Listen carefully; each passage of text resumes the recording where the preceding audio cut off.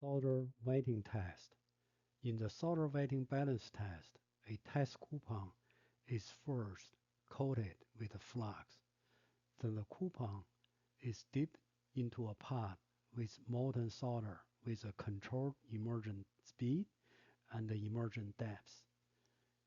The weighting force as a function of time is measured in a fixed dwell time while the coupon is inserted in the molten solder pot.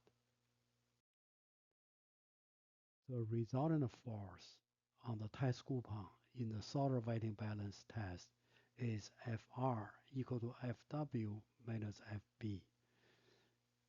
Fw is weighting force and Fb is buoyant force. The Bohr equation can be rewritten as Fr equal to P gamma cosine theta minus rho g V. P is a sample parameter. Gamma is a solder and the flux system surface tension. Theta is solder contact angle. G is gravitational constant. Rho is solder density. And V is the solder volume displaced by the test coupon.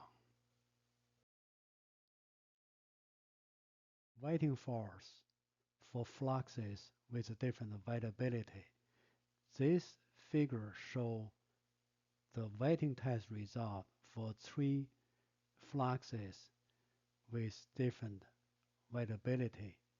The key results from the solder weighting balance test are weighting force and weighting time. Solder spreading test.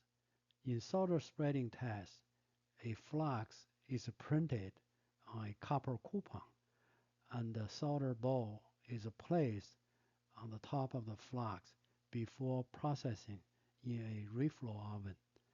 The solder spreading diameter and the cutting angle are obtained from the reflowed solder balls.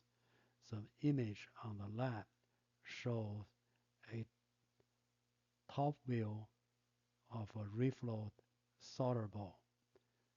The image on the right is a side view of a reflowed solder ball.